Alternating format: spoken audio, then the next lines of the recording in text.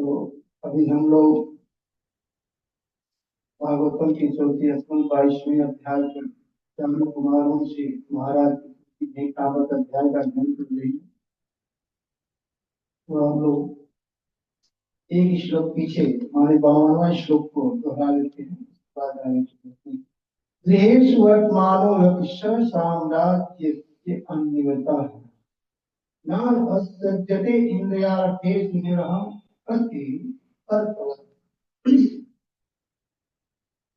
इस श्लोक का अनुवाद इस प्रकार है। महाराज पृथु जो अपने सारे साम्राज्य की संपत्ति के कारण अत्यंत ऐश्वर्यवान थे, घर में गृहस्थ की भांति रहते थे, क्योंकि वे अपने ऐश्वर्य का उपयोग अपने व्यक्तित्व के हेतु कभी नहीं करना चाहते थे, अतः वे विरक्त बने रहे।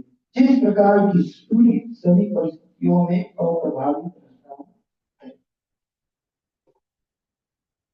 इस अध्याय में वर्णन है कि चारों कुमारों द्वारा महाराज परीक्षित पृथु की भेंट होती है और महाराज पृथु उनका अवभगत माने सम्मान करते हैं, सत्कार करते हैं और उनके सत्कार और सम्मान से चारों कुमार प्रसन्न होते हैं और प्रसन्न होकर के उन्हें उपदेश देते हैं, आदेश देते हैं कि जीवन का लक्ष्य क्या होना चाहिए, मानव जीवन जो मिला है इसका लक्ष्य क्या होना चाहिए और उसको कैसे सफल बनाना चाहिए।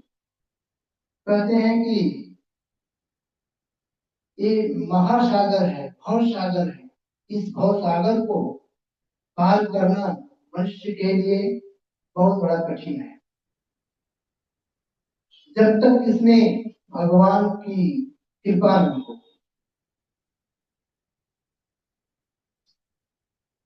पिछले श्लोकों में बताते हैं कि जो जीवात्मा, जो मनुष्य भगवान के शरणागत हो जाता है, उसके लिए यह महासागर जो है बछड़े के खून के समान बन जाता है।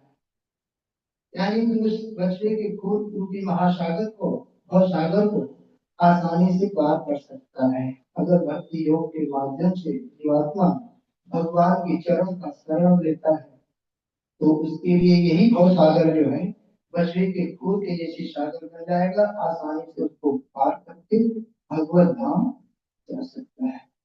इस अध्याय में खास करके चारों कुमारों का जो उद्देश्य पृथु महाराज को उपदेश देना, इसी उद्देश्य से कि भगवान की भक्ति करो और भक्ति करके भगवत धाम जा सकते हैं। तो पिछले अध्याय में, पिछले श्लोकों में हमने सुना, पढ़ा कि पृथु महाराज अपनी पूरी प्रजाओं को, सबको भक्ति योग का ज्ञान प्रदान करते थे, सबको जोड़ के रखते थे कि आप लोगों को भक्ति करना चाहिए। एक मनुष्य का, जीवात्मा का एक धर्म बनता है कि हम भगवान के अंश हैं, भगवान हमारे वंशी हैं, परमात्मा है, तो भगवान के बातों का, आदेशों का पालन करना चाहिए, गुरु के आदेशों का पालन करना चाहिए। तो उसके अनुसार पृथु महाराज ने, भगवान भी यही चाहते कि सभी जीवात्माएं हमारे नाम में वापस चले जाएं जो यहाँ से विशुद्ध हुई, और उनके अनुसार कैसे पहुंचे उसका विधि विधान शास्त्रों में बताया गया है। विधान है कर्म योग के द्वारा भक्ति योग, कर्म योग, अपने कर्मों को किस प्रकार जोड़ा जाए, भक्ति योग बनाया जाए और किस तरह से भगवत धाम पहुंचेंगे। तो यह संवाद कहाँ हो रहा है, कौन कर रहे हैं, थोड़ा और पीछे जाएंगे तो यह संवाद जो है, जब भगवान इस धराधाम से जाने लगे अपनी लीला समाप्त करके, तो जीवन का सार तत्व जो है बताने के लिए उन्हों जी को चुना। उन्हों को भगवान ने यह ज्ञान बताया और उद्धव जी को ज्ञान बता करके बोले कि ये ज्ञान जो है विदुर जी को बता दिया। उस समय विदुर जी तीर्थाटन करते हमारे तीर्थों में भ्रमण कर रहे थे, वहां पर नहीं थे। तो जब ही भगवान कृष्ण उद्धव जी को ये कहते हैं कि यह ज्ञान जो उद्धव जी को बता देना, जिसको उद्धव गीता के नाम से जानते हैं। तो उद्धव जी सब चाह रहे थे। क्यों सब चाह रहे थे? कि उद्धव जी विदुर जी के लड़के लगते थे, भतीजे लगते थे। और एक लड़का अपने पिता को कैसे यह उपदेश ज्ञान दे, इसके लिए सोच रहे थे कि मैं कैसे बनूं। तो भगवान अंतर्यामी है, भगवान परम जी जान गए और बोले अच्छा ठीक है, आप इस ज्ञान को मैत्रेय मुनि को बताना। वहां पर मैत्रेय मुनि भी थे और मैत्रेय मुनि को बोलना कि यह ज्ञान विदुर जी को बताना। तो वहां पर यह ज्ञान जो विदुर जी को मैत्रेय मुनि बता रहे हैं। यह संवाद चल रहा है भागवतम जो हम पढ़ रहे हैं, विदुर मैत्रेय मुनि और विदुर संवाद है। मैत्रेय मुनि और विदुर का संवाद है। उस संवाद के अंतर्गत यह महाराज विदुर और चारों कुमारों का जो संग है, जो भेंट है, उस संवाद के अंतर्गत आता है। तो पिछले श्लोक में अध्याय में हम लोग पढ़े, इसे इन्हीं श्लोकों में पीछे कहते हैं मैत्रेय मुनि बात है। मैत्रेय मुनि ने विदुर से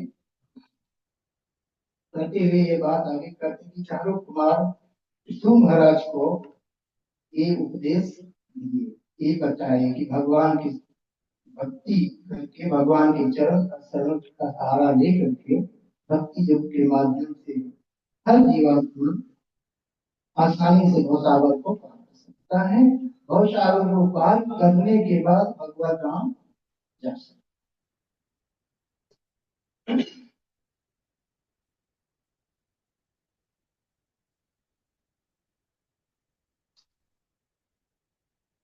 तो पृथ्वी महाराज का एक भक्त का स्वभाव नेचर कैसा होता है? पृथ्वी महाराज भगवान के सच्चा वेश अवतार है। भक्त तो है ही है, प्लस सच्चा वेश अवतार है। जैसे सच्चा वेश अवतार में आते हैं श्री व्यास देव जी महाराज, नारद जी, ऐसे कुछ लोग ही आते हैं, सब लोग नहीं आते हैं। तो इनको जैसे हमारे शिव प्रपात जी हैं, इनको भी शक्ति संपन्न है। इसके लिए हरिनाम का प्रचार प्रसार सनातन धर्म का पूरे ब्रह्मांड में जो फैलाई है, सक्सेसफुल हुआ है। तो इनको भगवान के द्वारा शक्ति संपन्न होती है, द्वारा मिलती है, तो बल मिलता है शक्ति। ऐसे ही विष्णु महाराज, विष्णु महाराज भी भगवान के सच्चा अवतार थे और अपनी प्रजाओं को भगवान का ज्ञान उपदेश भक्ति के माध्यम से जुड़ना, भगवत धाम जाने का उपदेश हमेशा देते रहते कभी। तो और आगे अभी पीछे तो बहुत कुछ है, लेकिन हम लोग अभी 52वें श्लोक में लिखा है कि महाराज विष्णु जो अपने सारे सम्राट की संपत्ति का अत्यंत ऐश्वर्यवान थे, धनी। ऐश्वर्यवान का वर्णन इसमें हुआ था। ऐश्वर्य कितने होते हैं? ऐश्वर्य 6 प्रकार के होते हैं। धन, बल, रूप, यश, ज्ञान, वैराग्य, ये सब परिपूर्ण मात्रा में जिसके पास रहता है उसे भगवान कहते हैं। यही है भगवान सबकी व्याख्या जो है व्यास देव जी के पिता पराशर मुनि ने की है। और ये षड ऐश्वर्यों से जो भरपूर मात्रा में पूर्ण हो उसे भगवान कहते हैं। ये हमारे भगवान श्री कृष्ण में, भगवान जो परम सत्य है, उनके अंदर ये सब पाया जाता है। तो ऐसे ही कोई व्यक्ति कहे कि मैं भगवान हूँ, कोई जीवात्मा कहे कि मैं भगवान हूँ, मनुष्य कहे कि मैं भगवान हूँ, तो उनके अंदर अगर कुछ है तो मानिए बहुत होगा तो धन होगा या रूप होगा, एक तो यश रहेगा या यश रहेगा जैसे हम लोग एग्जाम्पल के तौर पे देख सकते हैं, जैसे अंबानी जी का नाम है, उद्योगपतियों में या धन में कुछ है, लेकिन उनके पास सब कुछ नहीं है, पांच चीज नहीं होगा या चार नहीं होगा तो तीन होगा। जैसे अधिक रूपवान नहीं होंगे, भगवान तो रूपवान ही है, बहुत सुंदर है, कमनीय, बहुत कमनीय विशेष शोभा श्रीकांत में। भगवान करोड़ों करोड़ों कामदेवों को मात करने वाले हैं। कामदेव कामदेव जो है सबसे सुंदर है। एक कामदेव अगर यहाँ आ जाए तो सब लोग मोहित हो जाएंगे, तो लेकिन करोड़ों करोड़ों कामदेवों से भी भगवान सुंदर है, कितने सुंदर है। सच में देखा जाए तो जब हम भगवान की छवि को निहारते हैं, उनके अच्छा विग्रह का दर्शन करते हैं, तो एक बार अनुमान किया जाए तो ब्रह्मांड में ऐसा व्यक्ति नहीं कोई दिखाई देता, इतनी सुंदरता है और किसी के पास नहीं मिलती भगवान जैसे सुंदर।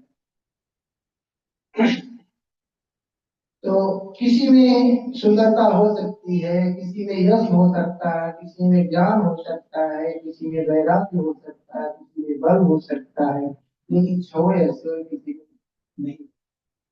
अगर किसी में आ भी गए दो चार ऐश्वर्य तो वो भी परिमित मात्रा में नहीं होगा, मतलब अनंत अथाह नहीं होगा।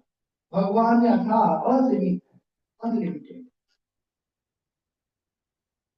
तो कहने के लोग सब कहते कि हम भगवान है, तत्त्वमसि सोममसि जो तुम हो ही मैं हूँ, जो तुम वो मैं हूँ ही।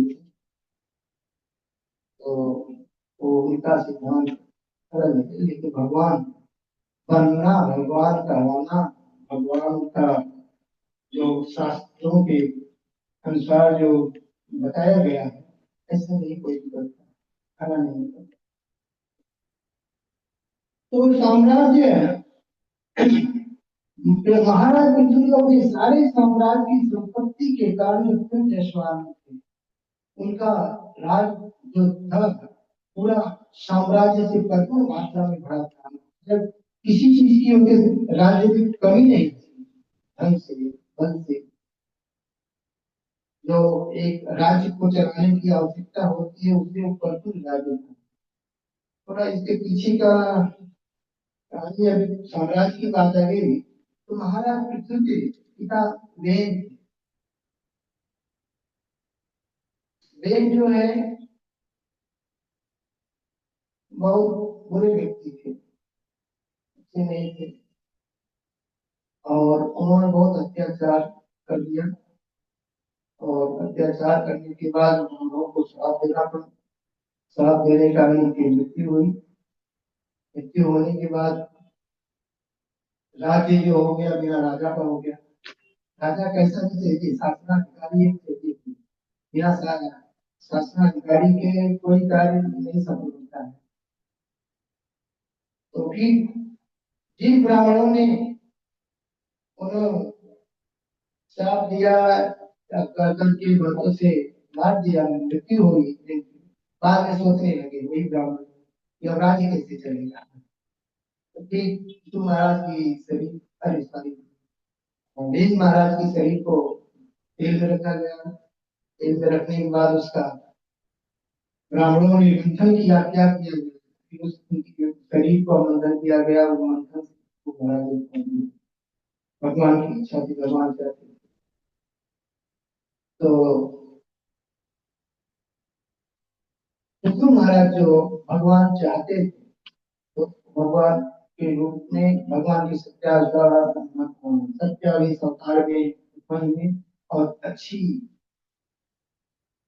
अच्छी तरह से अपनी प्रजा का देखभाल करते थे, शासन चलाते थे। तो यही जब पृथु महाराज आए तो उसके पहले यही जमीन जो भूमि है बंजर पड़ गई थी, वहां उपजाऊ अन्न नहीं होता था वेद महाराज के राज्य में। इसके लिए धर्म क्यों जरूरी होता है? धर्म इसीलिए जरूरी होता है कि अगर धर्म की गति बढ़ जाएगी तो ये पृथ्वी माता जो भू माता जो भूमि माता है, ये अन्न देना बंद कर देती है। जल नहीं मिलेगा, पानी नहीं मिलेगा, शुद्ध हवा नहीं मिलता है, प्राणियों के लिए तराई तराई हो जाता है। इस स्थिति में महाराज भेंट से जब उबार गए, मतलब उबरी ये पृथ्वी बचा ली गई।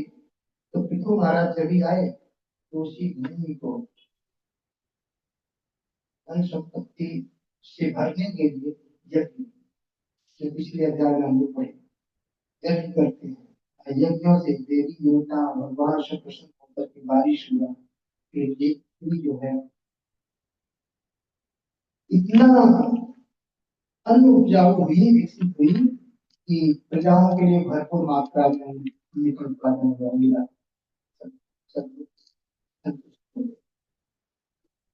यहाँ पर तो हम नहीं पाए, लेकिन दूसरे जगह बताया है कि पहले पृथ्वी को भूमि भूमि करते थे। विष्णु महाराज के जब ये शासन आया तब से पृथ्वी का भूमि का नाम पृथ्वी पड़ा। ठीक। घर में एक गृहस्थी भात रहते थे, क्योंकि वे अपने ऐश्वर्य का उपयोग अपनी तृप्ति के हेतु कभी नहीं करना चाहते। उनके पास जो धन साम्राज्य वैभव था वो अपनी सेवा में नहीं लगाना, इंद्र तृप्ति नहीं करना चाहते थे, वो प्रजा और भगवान की सेवा में लगाना चाहते। अतः वे विरक्त बने हुए हैं। जो छह ऐश्वर्य उसमें वैराग्य आता है, यश ज्ञान वैराग्य। वैराग्य आना बहुत जरूरी है। वैराग्य का मतलब ये नहीं कि हम सब कुछ हमारे पास कुछ भी न रहे तो ही वैराग्य है। जैसे जैसे विष्णु महाराज के पास सब कुछ है, पूरा साम्राज्य है, मगर उस साम्राज्य में विष्णु महाराज का आसक्ति नहीं है। उस साम्राज्य को, ऐश्वर्य को भगवान की सेवा में लगाते थे और अनासक्त बन के रहते थे, विरक्त नहीं रहे। जिस प्रकार के सूर्य सभी परिस्थितियों में अप्रभावित रखता है, सूर्य देव का यहाँ पर उदाहरण दिया गया है।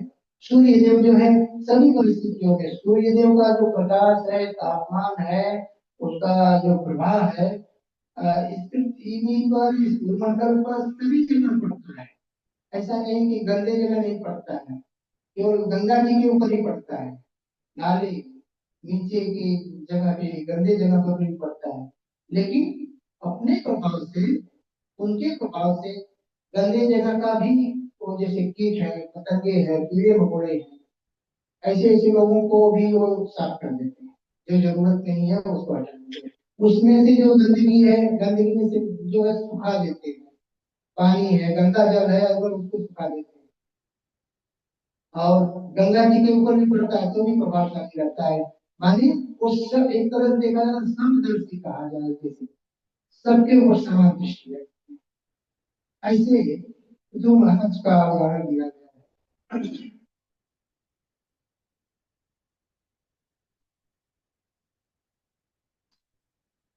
तो इनको अर्थ करते हैं, इसमें उपाधि तात्पर्य लिखेंगे अर्थ और अथवा सूर्य जैसा, और जैसा सूर्य के जैसे, जैसे सूर्य का प्रभाव भूमंडल में पड़ता है, उसी पृथु महाराज का सब प्रजाओं के ऊपर अपने साम्राज्य को प्रभाव पड़ता है। उसी तरह आज का श्लोक है, भक्ति में सेवा की मुक्त अवस्था में स्थित होकर महाराज पृथु ने न केवल समस्त सकाम कर्मों को संपन्न किया, अपितु अपनी पत्नी अर्ची से 5 पुत्र भी उत्पन्न किए। निसंदेह उनके सारे पुत्र उनके निजी इच्छा अनुसार उत्पन्न। तो पृथु महाराज राजा होते हुए भी एक राजर्षि की भांति राज करते थे। इसके पहले राजर्षि जनक महाराज, जनक इसके पहले नहीं, मतलब जनक जनक महाराज का भी राजर्षियों में नाम आता है। जनक महाराज का भी जैसे पृथु महाराज का वैभव है, ऐसे ही उनका भी पूरा भरा वैभव था, सब कुछ था। लेकिन वो 12 महाजनों में आते हैं। उनका भक्ति का सिद्धांत, उन्हें भगवान की भक्ति कैसे करना है, वो सब उनके अंदर हमारे भौतिक ऐश्वर्य के प्रति अनासक्त रह करके, व्यस्त रह करके अपने साम्राज्य का देखभाल करते थे, उसमें मगर लिप्त नहीं रहते थे और भगवान की भक्ति अच्छे से करते थे। तो भक्ति में सेवा की मुक्त अवस्था की होकर महाराज पृथु ने न केवल सकाम कर्मों को संपन्न गया। सकाम कर्म के अंदर होता है अकाम सकाम। अकाम का मतलब होता है कि कोई इच्छा नहीं है। सकाम का मतलब होता है कि इच्छा होना। अकाम का वर्णन भक्ति योग में आता है, निष्काम अकाम। और सकाम का वर्णन आता है जैसे हमें व्यक्ति के लिए हमारी इच्छाएं प्रवृत्ति हो रही हमें चाहिए, तो ऐसे। तो भक्तों को अगर कुछ भी चाहिए तो भगवान की शरण में जाना चाहिए।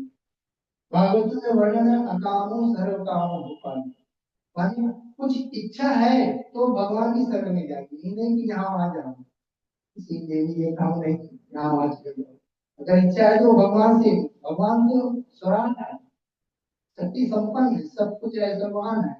अगर वो चाहेंगे तो आप कुछ भी दे सकते हैं जो चाहिए।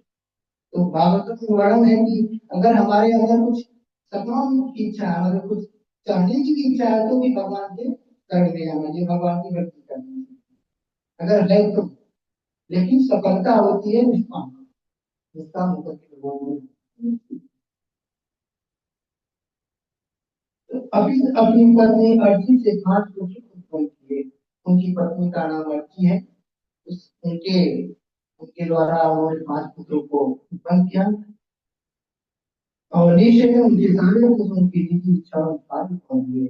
माने निजी इच्छा अनुसार वो चाहते थे कि मैं 5 पुत्र उत्पन्न करूं, मेरे पुत्र हों। इसलिए भोग के लिए नहीं, कामी बनकर के पुत्र उत्पन्न नहीं किए। देखिए हम लोग इस संसार में काम वासना से काम वासना के प्रभाव से प्रभावित होकर के संतान की उत्पत्ति करना चाहते हैं। अगर हमारे अंदर भक्ति नहीं है, भक्तियों का माध्यम नहीं समझते हैं, भगवान और भक्त का संबंध नहीं समझते हैं, आत्मा परमात्मा का संबंध नहीं जानते हैं, जीवन के मूल्य को नहीं जानते हैं, तो हम कामी बनकर के संतान भगवान का भक्त नहीं। तो यहाँ पर बताया गया है कि उनके सारे पुत्र उनकी निजी इच्छा अनुसार भगवान के भक्त हैं, सत्यावेश अवतार हैं पृथु महाराज। और वो उनकी इच्छा है कि मैं पुत्र उत्पन्न करूं, और ये पुत्र जो अभी ये साम्राज्य है, राज्य है, संभालेंगे उसके लिए। भगवान की दी हुई संपत्ति है। एक राजा जो है भगवान का प्रतिनिधि होता है। राजा राजा भी भगवान का प्रतिनिधि होता है। भगवान किसी राजा को चुनते हैं तो वो बहुत विशेष होता है, सभी मनुष्यों से अलग होता है। तो वो राजा चाहे कि जो साम्राज्य भगवान का दिया हुआ साम्राज्य इसको संभालने के लिए पुत्र उत्पन्न किए 5। गृहस्थ के रूप में महाराज पृथु को अपनी पत्नी अर्ची से 5 पुत्र प्राप्त हुए और ये 5 पुत्र उनकी इच्छा अनुसार उत्पन्न हुए थे। वे किसी सनक या आकस्मिक रूप से नहीं उत्पन्न हुए। तात्पर्य ध्यान से समझिए, बहुत अच्छे हैं। तो हमारे अंदर ये योग्यता नहीं है कि हम आप लोगों को भागवतम समझा सकें, सुना सकें। लेकिन प्रभुपाद महाराज और अपने गुरु महाराज की कृपा, वैष्णव की कृपा के माध्यम से हम ये पढ़ना चाहेंगे। प्रभुपाद जी के तात्पर्य इसी माध्यम से आप लोग ये 5 पुत्र उनकी इच्छा अनुसार उत्पन्न हुए थे। वे किसी सड़क या आकस्मिक रूप से नहीं उत्पन्न हुए थे। अपनी इच्छा अनुसार किस प्रकार संतान उत्पन्न की जाए यह इस युग कलयुग में व्यवहारिक रूप से अज्ञात है। इस कलयुग में अज्ञात हमारे नहीं मालूम है। पुत्र कैसे प्राप्त करना चाहिए, पुत्री कैसे कैसे प्राप्त करना चाहिए, ये एक संस्कार है, विधि है, वो सबको नहीं मालूम है, हम लोगों को नहीं मालूम है। लेकिन ये शास्त्र गुरु साधु शास्त्र के माध्यम से जानकारी हासिल होती है। जो यहाँ पर भगवान के सत्यादेश जो महाराज हैं, एक एग्जाम्पल है, उदाहरण है। उनके माध्यम से हम समझ सकते हैं, सीख सकते हैं। तो उन्होंने संतान उत्पत्ति की, भगवान के कार्य को प्रयोजन को पूरा करने के लिए। वो कामी बन करके नहीं उत्पन्न किए, वो उत्पन्न इसलिए किए कि भगवान की दी हुई संपत्ति जो है राज्य उसको संभालने। पुत्र का वर्णन हुआ तो पुत्र का शास्त्रों में वर्णन है 3 प्रकार के पुत्र होते हैं। कुछ जानता है? पुत्र का पुत्र सब शास्त्रों में वर्णन है। पुत्र पुत्र सुपुत्र।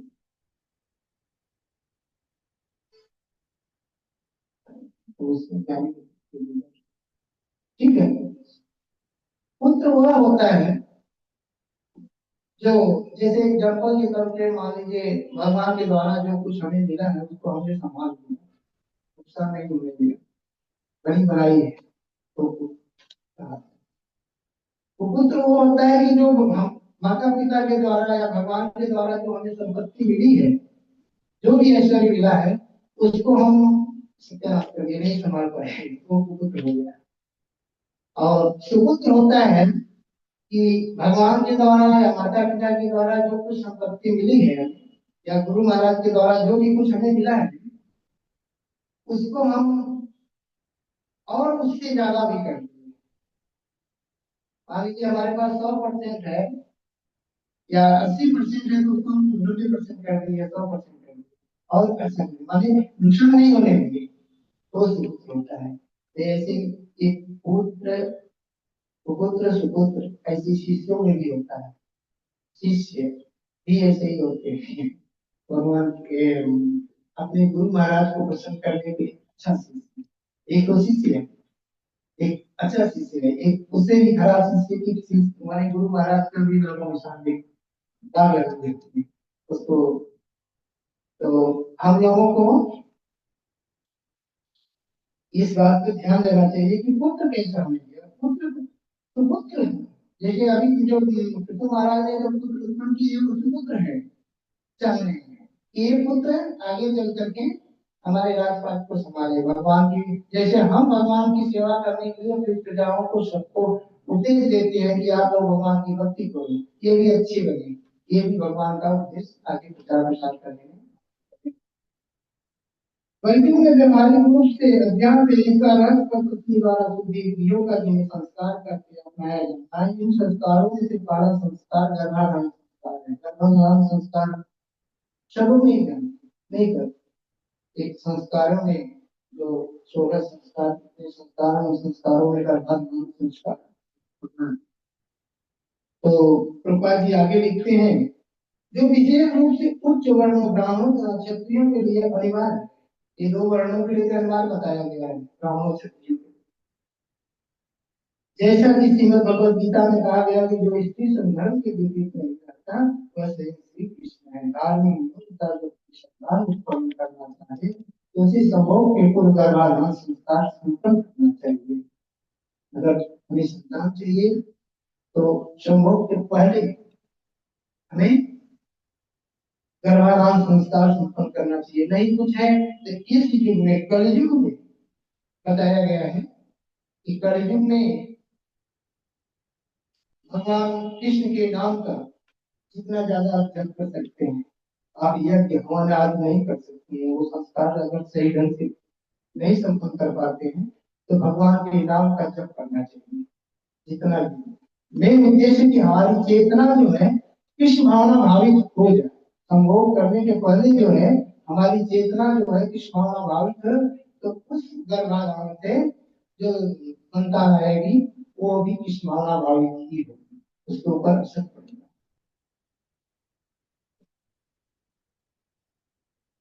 संभोग के पूर्व माता पिता की जैसी मानसिकता होती है उनका प्रभाव निश्चित रूप से उत्पन्न होने वाली संतान की मानसिकता पर पड़ेगा। अगर हम कृष्णभावना भावित हैं, हमारी मानसिकता कृष्णभावना भावित रहेगी तो हमारी जो संतान है, चाहे लड़का हो या लड़की, वो भी कृष्णभावना भावित होने का उसके अंदर बीजारोपण हो सकता है। काम में उत्पन्न की गई संतान माता पिता की आशा के अनुरूप न ही, शास्त्रों का कथन है यथा योनि यथा बीजम, यथा योनि से माता का संकेत है, यथा बीजम से पिता का। जब संभोग के पूर्व माता पिता की मानसिकता सुस्थिर है तो उनसे जो संतान उत्पन्न होगी वह अवश्य उनकी मानसिक दशा को प्रतिबिंबित करेगी। अतः आप संभव से रचित होता है संतान उत्पन्न करने के पूर्व महाराज भूत तथा पर्ची के गर्भाधान संस्कार संत नहीं किया होगा। तो महाराज और अर्ची इससे मालूम पड़ता है कि संतान उत्पन्न करने के पहले वो गर्भाधान संस्कार संपन्न किया होगा।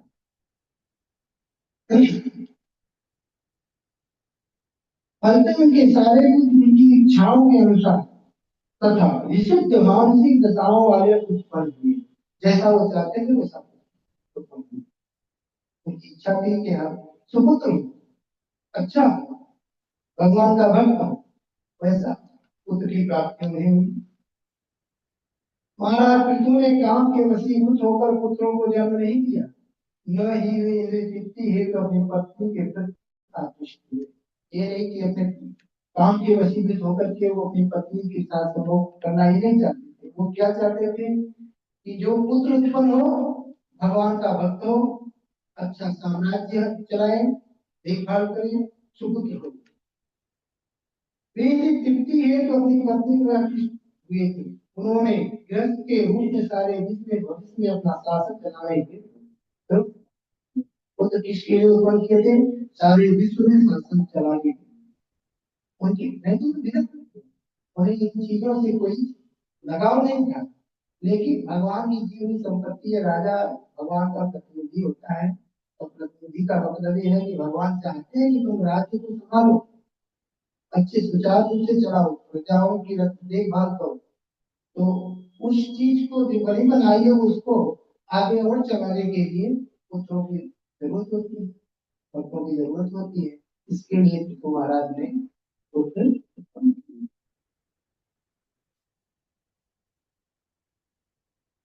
हरे कृष्ण। श्रीमद् भागवतम की जय, जगत शील भगवान की जय। किसी का कोई प्रश्न है, टिप्पणी, जिज्ञासा पूछ सकते हैं। हरे कृष्ण। हरे कृष्ण प्रभु जी, थैंक यू वेरी मच, बहुत ही अच्छा क्लास रहा। Thank you so much. धन्यवाद, प्रणाम। हरे कृष्ण। हरे कृष्ण महामंत्र हरे कृष्णा हरे कृष्णा कृष्णा हरे हरे राम राम राम। ठीक है।